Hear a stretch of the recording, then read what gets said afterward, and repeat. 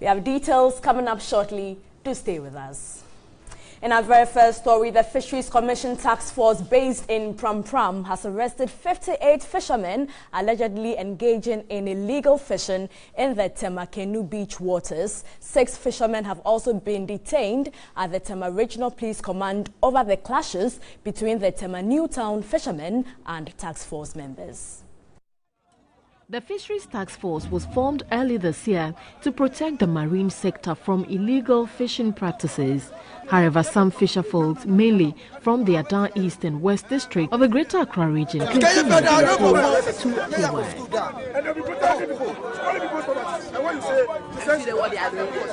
word. This often led to violent confrontations between the fishermen and the task force. On Friday, November 10, about 8 canoes belonging to the Tema Artisanal Fishermen Association were intercepted at sea by the task force for various violations. Attempts by the task force to seize their canoe resulted in a violent clashes, leaving 2 persons injured.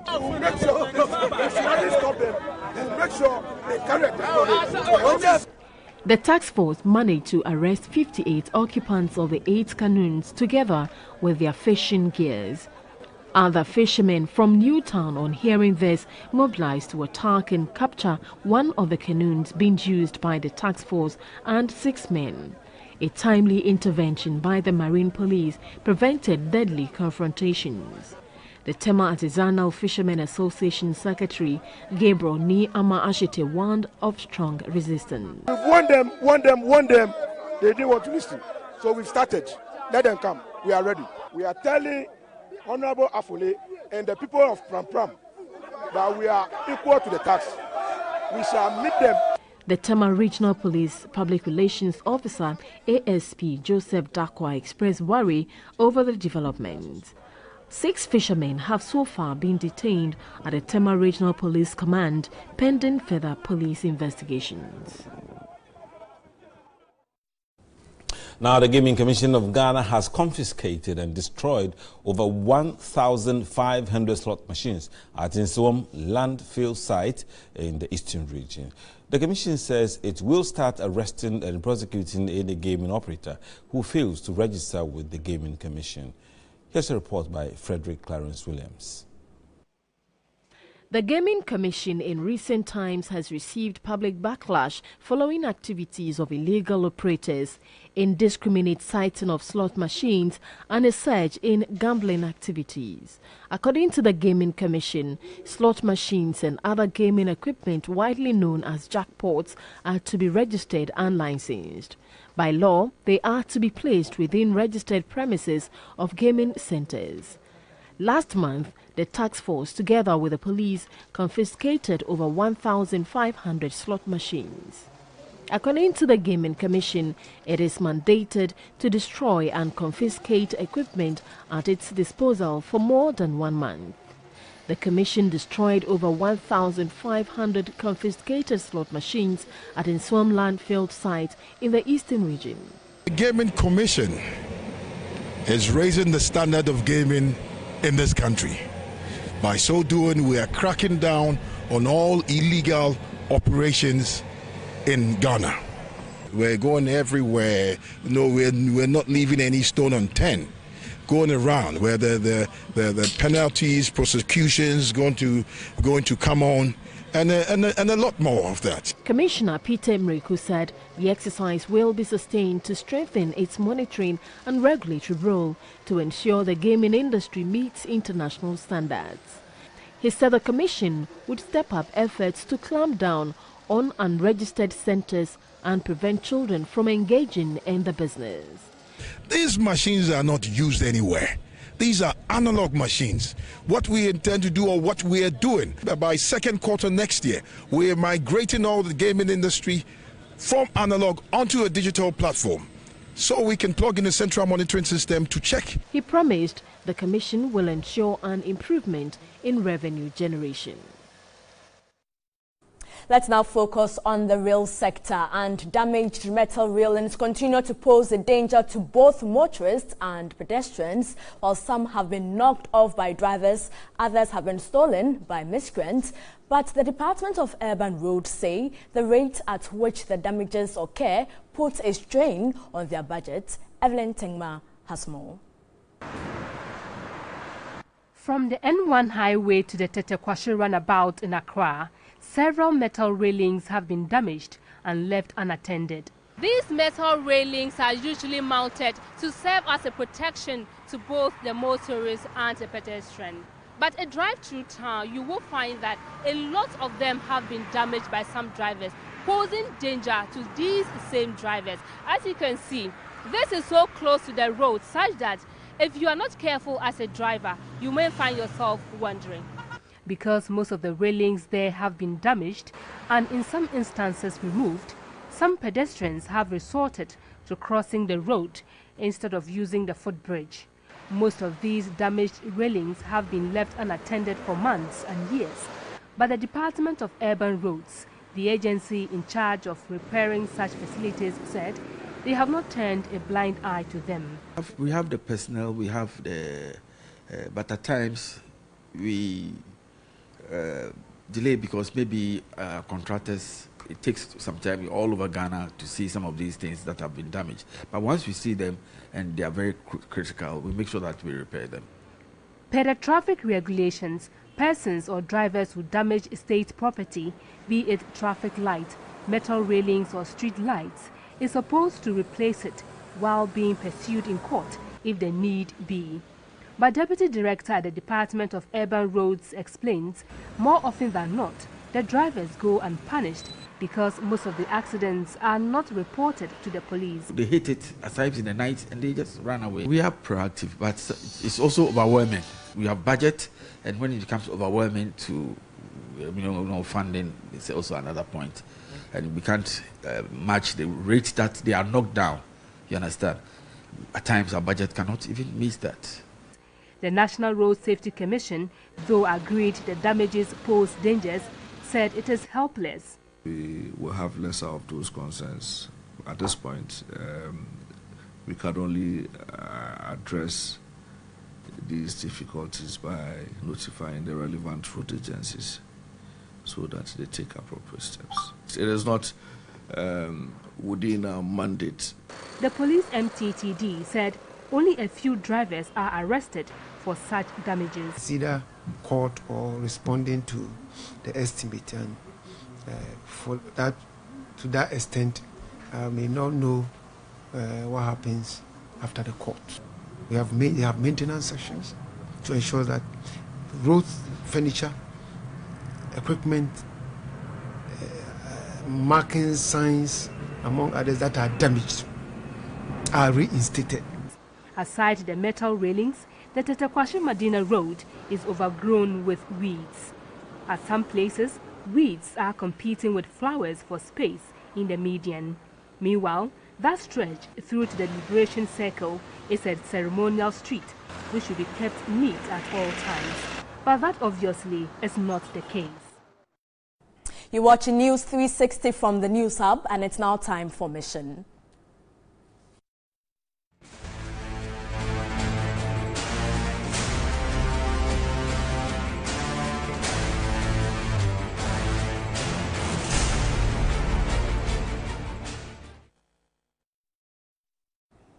Well, this program is sponsored by Star Ghana with support from UK Aid, Danida and the European Union. Well, tonight we focus on women and the difficulty in accessing healthcare in some parts of the Upper West region. We begin from the Wa East District, where poor and dusty roads are responsible for poor healthcare delivery.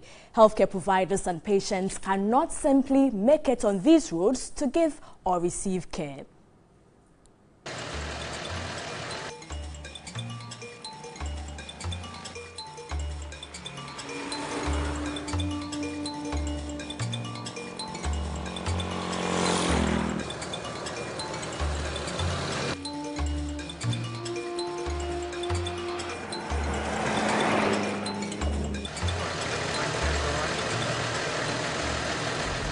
over 200 kilometers of road, all poor, dusty and unmotorable. This is one of the two highways that link the Wa East District to the rest of the Upper East region, from Wa to Katwa and beyond, and then also from Wa to Fancy on the other side of the district. Now, this has over 100 communities lying along this part of the road. Traders, health personnel, teachers, and all workers commute on this link to Wa to transact business.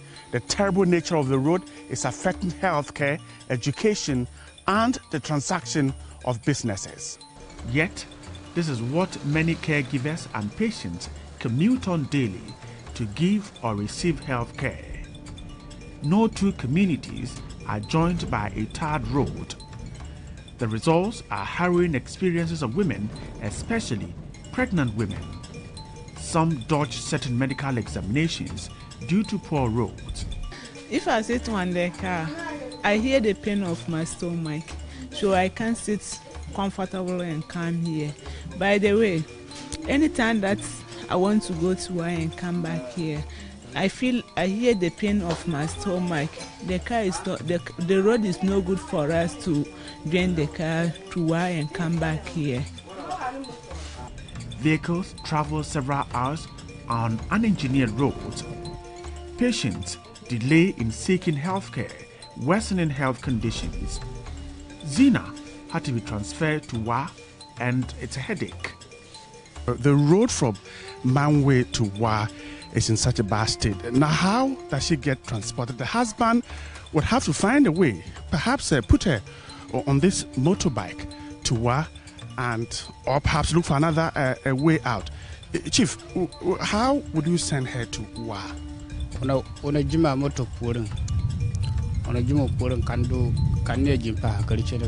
The husband just told us that he's going to put her on the motorbike and then support her with another person behind her to move them to the facility. Now, Mary, this is how you get your patient referred to Wa, and the road network. How is it affecting what you do here? Mostly when you transfer people, and most of them is always like this. There are no ways means we don't have emergency transport that you could easily call the person anytime to come for their clients. So the person have to carry the person by any other means possible. And looking at the road, the women are always in pain, and the shaking and all those things, it always increase the pain. By the time you even get to the hospital, you become restless and very tired, even finding it difficult to push for the baby to come out during delivery. Motorbikes and the motor king have become the main means in place of commercial vehicles. In some cases, however, rickety minibuses offer life-saving services. I always refer to a number of them. For instance, I have two classical cases. One is the issue of transportation challenge. A woman came to one of our health centers, 7 a.m. In labor. The midwife, at first examination, knew that this one was a problematic delivery. So he said, I have to transfer or refer this patient to. And the only place you can refer to again is Wa. Every available means of transport was explored. And it took from 7 a.m. till about 4 p.m. before something could be done, including the fact that they now had to go back and look for money to buy ties, to change somebody's car ties before they transported. That lady, we audited that in Wa. It was very shameful and embarrassing for the entire system. That this was a situation recognized and detected earlier, but because of limitations in the system, particularly in transportation, the woman only got there when they got the means around 4 p.m., had to traverse the route 3-4 hours, got to Wa at 8 p.m. There was no sign of life. In some villages, a care truck missed can mean 2 days of inability to move out of the district. Sometimes women risk the lives of their children just to make a trip in the district. Healthcare givers' nightmare have been experiences on roads. the district's major headache is raising funds for work on these roads. Feeder roads are sometimes reshaped, but the two major highways, Wahabu, Funsi, Kundugu, remain untarred and dusty, while the Wa-Bilenga highway is in the same condition. The two major roads that we have they are just F roads, but because they are under highways, we call them the major roads and the highway roads. But it has been a very long time that these two roads has never received any graveling. Some of the roads are past, they have never been engineered before, and then some are engineered, but they don't receive reshaping, and accessibility to communities in those areas are very difficult. This problem of accessibility actually hinders the activities of farmers, traders, and even government workers like nurses and teachers. Some of them find it difficult to get to their workplaces. Turnaround time for healthcare givers is therefore affected. It takes almost 5 hours to do a round trip in the district.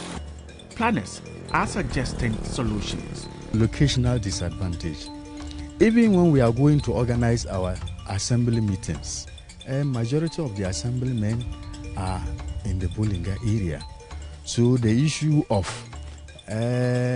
facilitating their movement to the assembly to deliberate on assembly issues actually makes organizing assembly meeting and some other meetings expensive. If we are able to link up the rules, work on the rules to improve movements, I'm sure it will help in the work of the district assembly.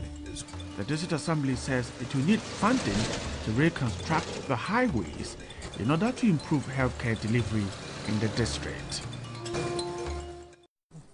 Let's now go to the Ashanti region, where lapses in the healthcare delivery system in the country has compelled some Ghanaians to rely on charitable organizations and NGOs for healthcare.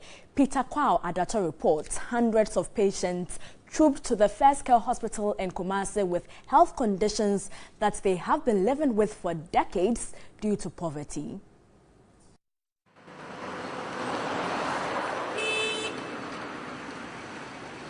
The First Care Hospital in Kumasi became the center of attraction in the month of September and October this year. Scores of patients trooped to the facility to register their participation in a humanitarian health outreach by Restore International, based in America.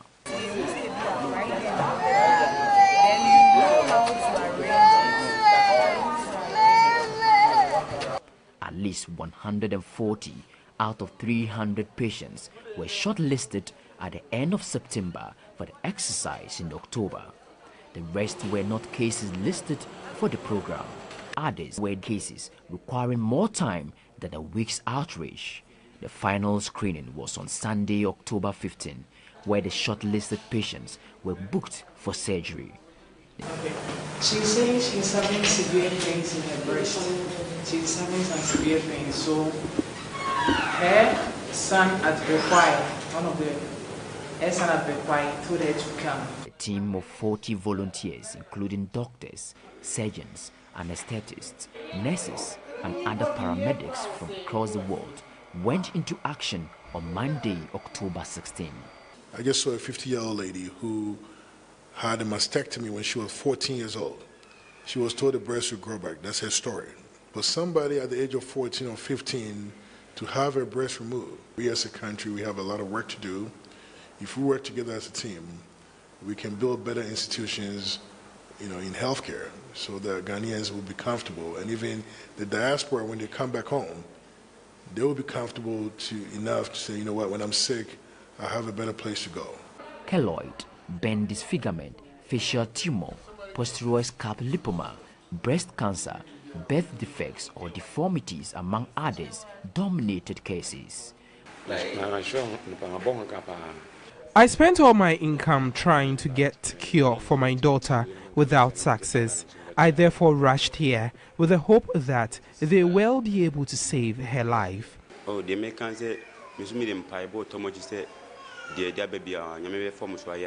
My highest expectation is that the Restore team will be a solution to our healthcare needs.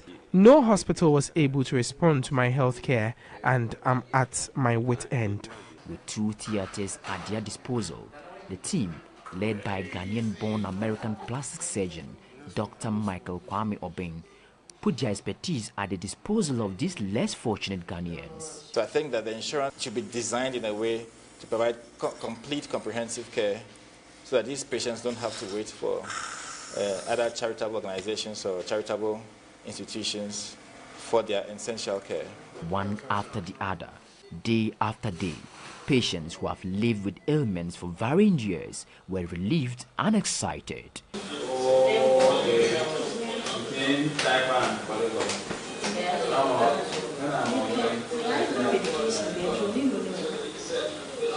A director of Restore International Relations, Don Sutherland, had mixed feelings over the plights of Ghanaians who are dying because of lack of health care.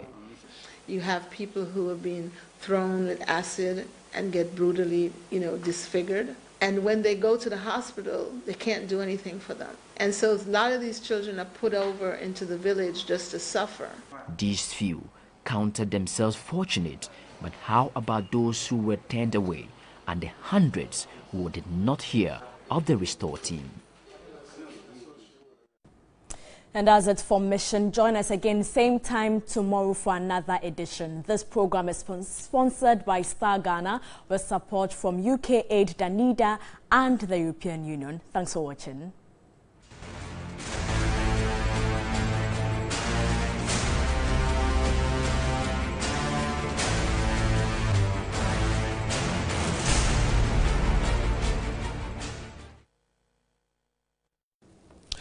Hello again, let's do some more stories. And a Karachi East magistrate on Thursday, November 10, incarcerated 2 culprits in child trafficking and child labor for 12 months in hard labor. Now, the 2, Mauli Nyajo and Lydia Doche, both pleaded guilty on conspiracy to commit crime and child trafficking and were convicted on their own plea. The arrest of the 2 followed a combined effort by lead agencies of the Child Protection Compact Agreement, Free the Slave, IOM, International Needs and PACODEP, a local NGO in Karachi. The convicts, Mauli Najo, the child trafficker, and Lydia Doche, mother of the victim, both pleaded guilty to 2 counts of conspiracy to commit crime towards trafficking and child trafficking. The prosecution told the court Lydia Doche sold her 8-year-old son and the victim Gamali Adukbo into child labor on the Volta Lake at 300 cedis for 2 years.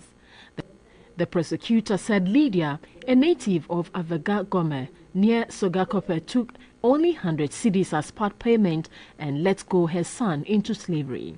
The conviction is a boost in Ghana's quest to satisfy the Child Protection Compact Agreement signed with the U.S. government under the Growing Up Free project. Right, now this issue of child trafficking is of quite concern to a lot of Ghanaians. I'm going to speak to Clement Kadobe. He's the Executive Director of Human Rights and Education Africa. Clement has joined me. Clement, welcome, and let's look straight at this issue. A woman has been able to sell her son for just 300 cedis. I mean, basically to slavery. Does that mean our society has failed in protecting our own or the citizenry? Thank you, Issa, and good evening to your cherished viewers. Right. It's a disturbing news, but certainly not surprising. But child trafficking has been going on for quite a while now. And we have very beautiful laws on this, but we are failing in protecting our children. And one thing we don't understand is that when a child is sold into slavery, basically, the child suffers sexual molestation, the child loses the right to education, and many other rights are abused. So our society or stakeholders must be up in doing everything possible. And in fact, all the protocols, including the Convention on the Rights of the Child, always talks about the best interests of the child. So there is some level of work to be done by duty bearers to do everything possible to protect children. But we don't see that. But how do we address this? Absolutely. I was coming to that, Clement. I mean, as a member of my community, if I notice that a woman or somebody is selling his or her own child, what should I do? I mean, how do we address it? You should ask yourself what will compel a mother to sell her child. I think fundamentally it's poverty. So we need to address the issue of poverty. Until we address this issue, we will continue to suffer such occurrences. Right. So, Clement, this appears to be bigger than what a member of a community society can solve. If it's poverty, I mean, no member of a society or a community can solve the poverty problems of another. So, what is that? What can we do to help each other? Well, we must be each other's keeper, first of all. And the government must also be up and doing. I mean, we should block all these loopholes where corruption thrives and use all these monies to take care of the deprived in society. So the Ministry of Gender, Children and Social Protection must be up and doing. Our law enforcement agencies must be up and doing. And even the NCCE must up its game in educating people about the dangers of child trafficking. If we get these things right, we will be getting somewhere as far as eradicating this problem. Right. So what should be the first point of call? Should we report to the police, or any opinion leader in our community should get to know if we notice? First of all, we must be each other's keeper, as I said. Everybody must be on the lookout in our communities. If you see something fishy, you must draw somebody's attention, the chief or the Odikru or whatever, or run to the police that you've noticed a group of people trying to smuggle or traffic some children. You report, and then the necessary actions are taken. Clement Karogbe, we are grateful for your time, and Clement is the Executive Director of Human Rights Education Africa. Now let's move on to the phone lines and speak to George Achibra Senior. And George is the Executive Director, Partners in Community Development Program, PACO-DEP. George, thank you for agreeing to speak on our network. Thank you. Right, so what do you think is the problem that a mother would sell her son into child labor for 300 cedis? I'm sorry to your viewers. I think we have gone far with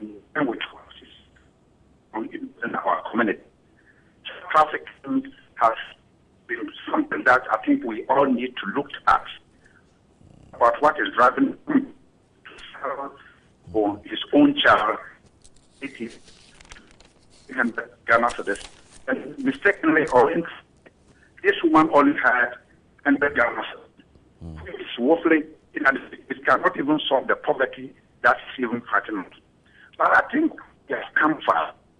At the ministry, government in general, we have been all kind of African issue. In line whether it's a child trafficking or the human trafficking in general. We are looked at in all levels. It makes us to fall within this canker. But the government of Ghana is doing very much well. The ministry and all other NGOs, UNICEF, Free the Slaves, IOM, International Needs, and even we, the local NGOs that we're talking about. But still, you look at it, that International is looking at us of Tier 2 watch list. This is about the third time we are falling down. So it has become a serious thing that the government is fighting. Not just because somebody is, tagging us as Tier 2 watch list, but we ourselves, we are thinking that our children are dying. People are going in a very wrong direction. So education has gone round. If you look at the funding communities, quite a number of this, we agree the poverty is there, but I think there's a long way that we can do better than even we selling our own children. We have done a lot of preventions, we are doing a lot of protections, but yes, still, prosecution has been on the lower side. But I think thank God to this police team within the Karachi and its environs for the very good job done, because we have educated people severally. And in many a time, people try to find the tricks, those traffickers faster. And therefore, we all have to look at it. But of course, George, you have addressed the issue we all have a way to play to educate our people. Okay. Day in, day out. That selling is not the best. We definitely need to also educate to sit up and then protect our children. Right, you have addressed the issue of we having to avert the threat of dropping to tier 3 on the trafficking in human rights. But really, what can we do to reintegrate such children back into their families and community?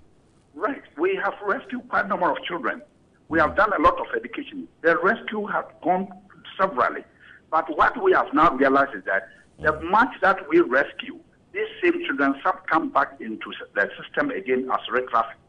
So what we need to look at is that for the areas, especially where the children are coming from, if you take the Volta region, all the towns, the central, the north, and what have you, go to Anglong side, the children are coming from there, especially the Gantangwe, Sege, Anyamam, all the way to Accra. And then lastly, you go to central region, just from all the Gomoa areas down to even the western region. These are some people who live around the coastal areas. Much education has been done. The government is even looking at even putting them into the LEAP. I can best give you the statuses where the Ministry for Gender, Children and Social Protection, the minister, both past and the present ministers, have done quite a normal job, and other NGOs are working. What we need to look at is that we must talk to the opinion leaders, chiefs, and all people who have links into this. We need to talk to our people that we need our children back at home. And therefore, poverty, yes, of course, but we need to look at it. What can we do better? And what the government also needs to also add to it, so that in all those areas, we all play our role. We talk to the people. It is so sad that a woman, look at the picture there, that this woman could go that far by selling 300 Ghana cedis, and unfortunately, he only had 100 Ghana cedis. And yet still, life is not better. So what we all need to do is that we must all put our voice into the system. We must talk to our people. We must let them know poverty. Yes, of course, we should manage it and see how best we can get our children back into the society. Right. Put your voice back in the community. That's a call from George Achibra Senior. He is the Executive Director of Partners in Community Development, PACODEP. And we thank you for your contribution to our program this evening, George.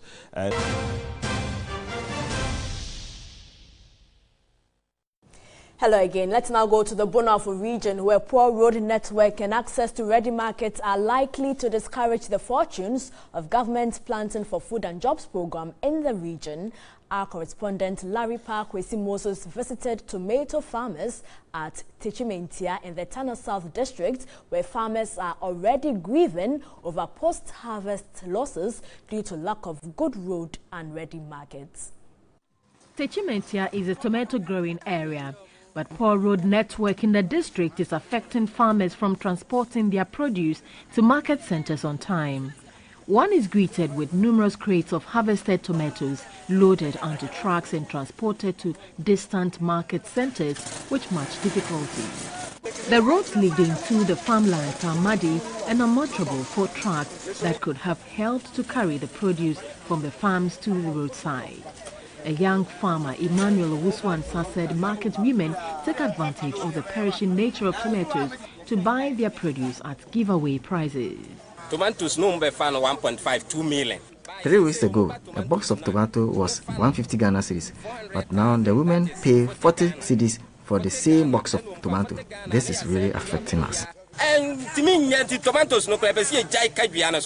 Tano South District Chief Executive Collins Ofinam Techi said there are plans to set up some agro-based industries and called on investors to take advantage of the opportunity to invest in some of the projects. This opportunity, telling all the investors, those who are interested in processing tomato into puree or any other material that you can use in future, we have that in abundance here.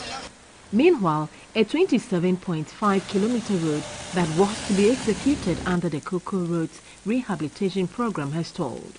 An assemblywoman, Madame Beatrice Owusu-Ansah, said they organized communal labor to help check massive erosion on the road, but that doesn't appear to be enough.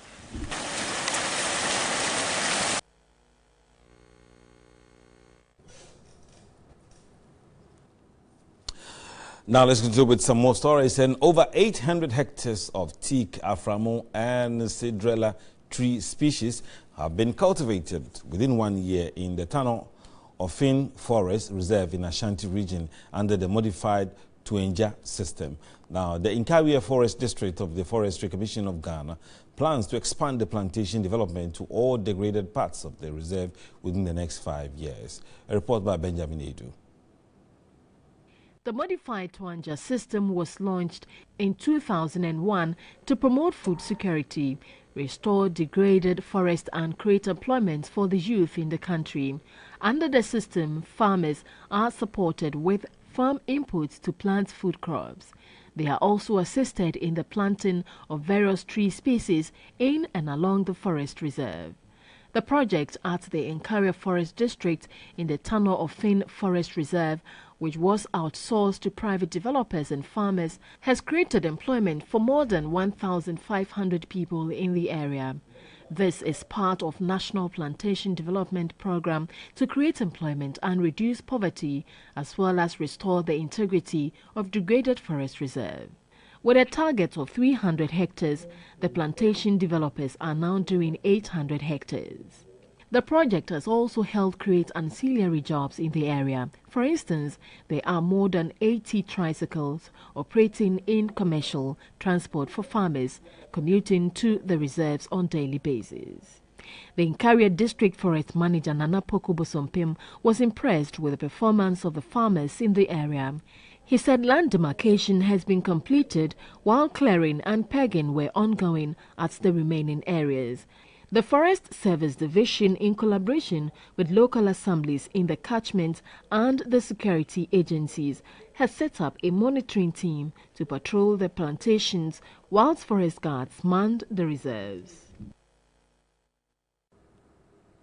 In other news, the Chief Justice, Sophia Ekufu, has directed all judges to, with immediate effect, wear the symbolic wig during court sittings, while her directive is in contrast with an earlier one some 2 years ago demanding a stop to wearing wigs. Well, many are asking why African judges are still wearing accessories of their colonial masters. We're asking tonight, is it time to Africanize the dressing of our judges and lawyers? Well, Salom Amenya has more. Judges and lawyers started wearing wigs around 1680. For 150 years, the legal wig was usually of powdered white or grey hair. In 1822, Humphrey Ravenscroft invented a legal wig made of whitish grey horsehair that did not need frizzing, curling, perfuming or powdering. Judges as well as lawyers wear the short wigs during court sittings, but judges of the Superior Court wear the long wigs for ceremonial purposes. Many have held that Ghanaian and African judges need not wear these robes and wigs in order to perform effectively. Some have also said that these wigs and robes makes our judges look a little bit alien to our people. While some believe it is uncomfortable, others say it is unsuitable for the scorchy and hot weather of this part of the world. But is that the case? Lawyers are supposed to wear a robe fondly called advocate's gown and a collar band along with it while appearing before the judge. What are the reasons behind having a standard court dressing style? The directive by the Chief Justice Sophia Ekufu instructed judges to ensure they are fully attired in robes alongside the wigs. Her Ladyship, the Chief Justice, also indicated that the new directive is aimed at eliminating what she described as creeping casualness in the judicial system. Some lawyers who spoke to us off camera said the robes can be worn, but wigs, also known as peruke, should have been done away with rather soon after the British dominance. So, why are Ghanaian judges still wearing the wigs? Justice Victor Ofoe is a Court of Appeal judge and President of the Association of Magistrates and Judges of Ghana. He disclosed that there was an earlier directive instructing judges to discontinue the use of the wigs. What I got to know was that we were suspended on experimental basis. So the Chief Justice currently instructing the wearing of the wig and gown is just reinstating something that we were doing before and which was suspended for whatever experiment to be performed. Is it colonial and would need to be done away with? He debunked assertions that the attire is meant to intimidate the public. You go to court and they'll be quoting cases, Queen's Bench 1853. Colonial. There's some uniqueness about the judges. And so why don't you enhance the uniqueness by putting on the wigs that we were wearing before? I do not see why you go to a courtroom, several parties in the courtroom, and you see judges wearing some particular uniform and gown, wig, then you say, you are afraid. Justice Victor Foy recounted the nostalgia around the wearing of the wig as a young lawyer. I was the happiest human being on earth. To find myself also wearing wig and gown, that was being worn by lawyers those days, very elderly old men lawyers. I appreciated it more that my position has changed. A retired Supreme Court judge, Justice V.C.R.A.C. Crabb, supported the maintenance of this practice, dismissing the argument of it being colonial, questioning why as a country we still speak the Queen's language. I have a very simple answer to it. Don't we also have brains? Do we have to do something because it's being done in the British? They brought it to us. We have accepted it. We are working with it. If they have given it away, does it mean we have to give it away? That line of thinking means that any time they do something in Britain, we have to do it.